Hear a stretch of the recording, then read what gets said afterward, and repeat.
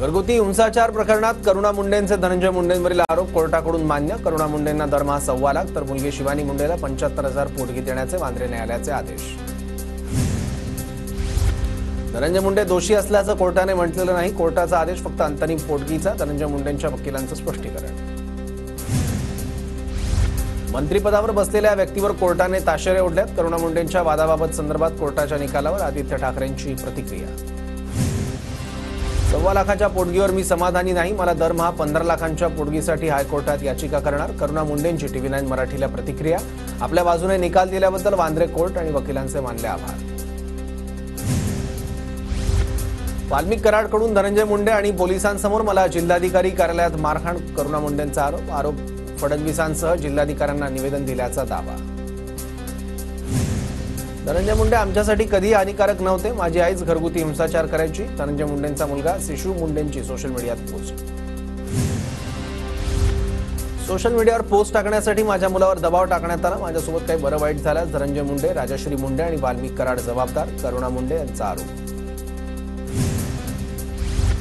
कौटुंबिक हिंसा करणारा व्यक्ती मंत्रिपदावर राहू शकतो का? सरकारने अशा मंत्र्यांची हकालपट्टी केली पाहिजे। विजय वडेट्टीवारांकडून धनंजय मुंडेंच्या हकालपट्टीची मागणी।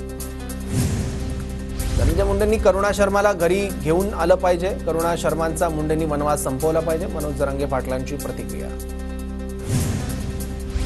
अजित पवार आता योग्य निर्णय घेतील असं वाटतं। मुलांच्या संगोपनासाठी पोटगी क्रमप्राप्त। करुणा मुंडेंच्या निकालावरून आव्हाडांची प्रतिक्रिया। करुणा मुंडेंच्या 3 वर्षाच्या संघर्षानंतर न्यायालयाने निकाल दिला। आजचा न्यायालयाचा निकाल सकारात्मक। न्यायालयाच्या पहिल्या निकालात धनंजय मुंडे दोषी। तृप्ती देसाई यांची प्रतिक्रिया।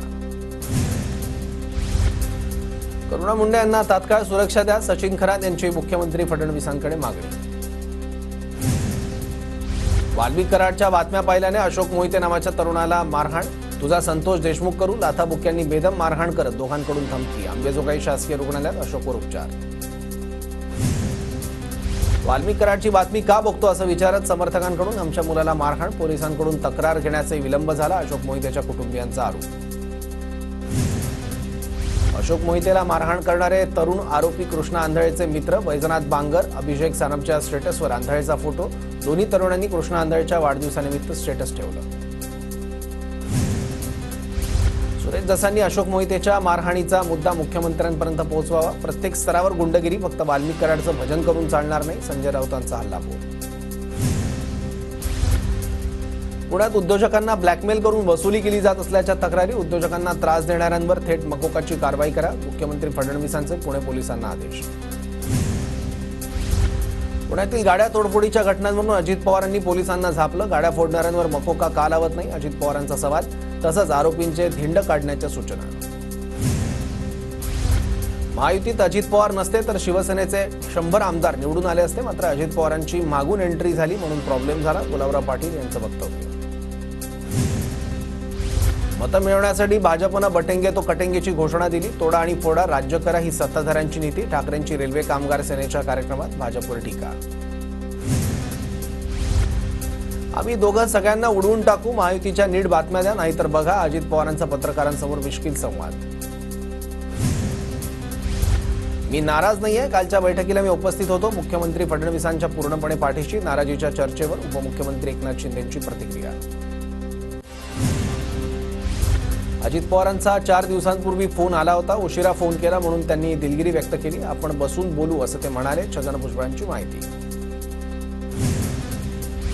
लाडकी बहीण योजनेबाबत फेरतपासणी सुरू आहे। योजनेतून ऑगस्ट महिन्यात काही लाभार्थी कमी झाले होते। अदिती तटकरेंची लाडकी बहीण योजनेबाबत प्रतिक्रिया। लाडक्या बहिणींकडे 4 चाकी आढळल्यास नाव बाद होणार। पुण्यात सोमवारपासून तपासणी। आतापर्यंत सुमारे 75,000 बहिणींच्या घरात 4 चाकी असल्याचं समोर। लाडकी बहीण योजनेतील लाभार्थ्यांच्या संख्येत टप्प्याटप्प्यानं कपात करण्याचे सरकारचे प्रयत्न सुरू। लाडक्या बहिणींच्या मताचा निवडणुकीत वापर, रोहित पवारांचं ट्विट। नाशिक पालकमंत्रीपदाच्या वादामुळे जिल्हा नियोजन समितीची बैठक रखडली। निधीच्या नियोजनासह विकास कामांना फटका बसण्याची शक्यता। इतर जिल्ह्यांच्या डीपीडीसी बैठका संपन्न। नाशिकच्या पालकमंत्रीपदाच्या वादामुळे जिल्ह्याचं काम थांबलेलं नाही। प्रशासन आपलं काम करतंय। मंत्री दादा भुसेंकडून स्पष्ट। तर पालकमंत्रीपदाबाबत मुख्यमंत्री उपमुख्यमंत्री निर्णय घेणार असल्याची ही माहिती। मुख्यमंत्री देवेंद्र फडणवीस आज नागपूर दौऱ्यावर. फडणवीस आज मध्यवर्ती संग्रहालयाचं उद्घाटन करणार. शिवकालीन वाघनखं बघण्याची नागपूरकरांना संधी. सोयाबीन खरेदीला पणन विभागाकडून मुदतवाढ. शेतकऱ्यांनी घाबरून जाण्याचं कारण नाही. सोयाबीनच्या शेवटच्या खरेदीपर्यंत केंद्र सुरू राहणार. कृषी मंत्री माणिकराव कोकाटेंची माहिती. नाफेड एनसीसीएफ कांदा खरेदीत घोटाळ्याबाबत कारवाईचा बडगा. कांदा उत्पादकांची फसवणूक करणाऱ्या 15 शेतकरी उत्पादक कंपन्यांशी व्यवहार स्थगित.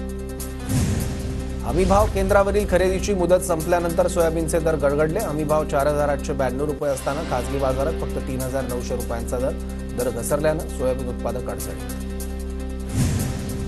अखेर नैसर्गिक आपत्ती बाधितांना मिळाली मदत. अतिवृष्टी गारपीट पुरामुळे बाधित झालेल्या शेतकऱ्यांसह अन्य लाभार्थींच्या खात्यावर 592 कोटी 34 लाख वर्ग.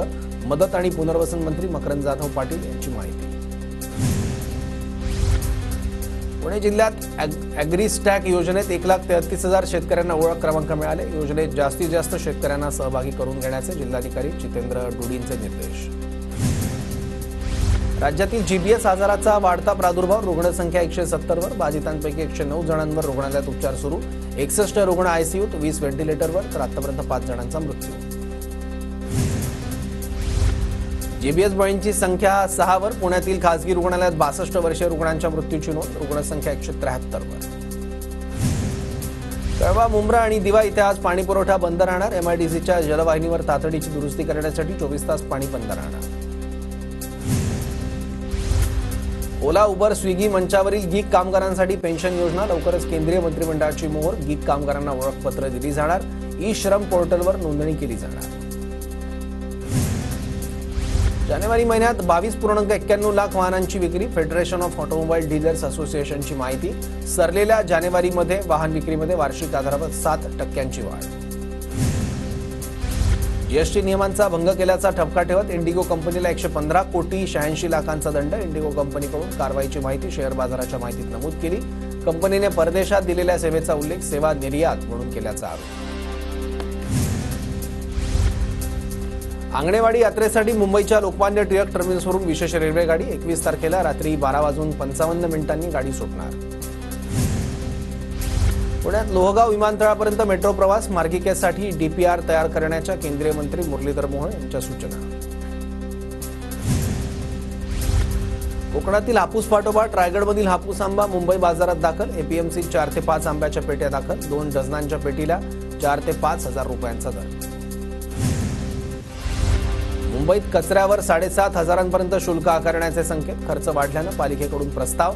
घनकचरा व्यवस्थापन, आरोग्य आणि स्वच्छता उपविधी 2006 मधील सुधारणांची अंमलबजावणी होणार.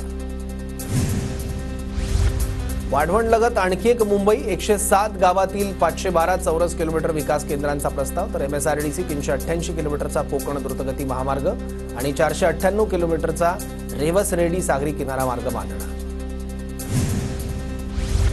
मध्य आणि पश्चिम रेल्वेवर लोकलच्या अतिरिक्त 300 फेऱ्या वाढणार. मुंबईच्या लोकल मार्गावर अत्याधुनिक कवच 4 प्रणाली राबवण्यात येणार. या प्रणालीमुळे 2 लोकलमधील वेळ कमी होणार.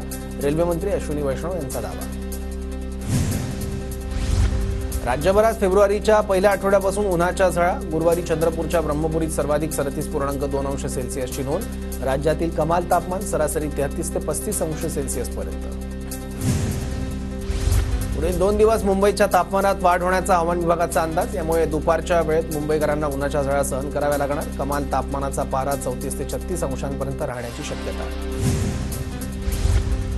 नागपुरात बर्ड फ्लूमुळे 3,000 कोंबड्या केल्या नष्ट. नागपूरच्या मोठा ताजबाग परिसरातील कोंबड्यांना बर्ड फ्लूची लागण. कोंबड्यांच्या संपर्कात आलेल्या 25 ते 30 जणांना टॅमी फ्लूच्या गोळ्या दिल्या. नाशिकच्या सिडको परिसरात 5 वर्षीय चिमुकल्याला कारनं चिरडलं. चिमुकल्याचा मृत्यू. वडील मोबाईलमध्ये गुंग. डोळ्यासमोर मुलाचा अपघात. कार चालकाविरोधात इंदिरानगर पोलीस ठाण्यात गुन्हा दाखल.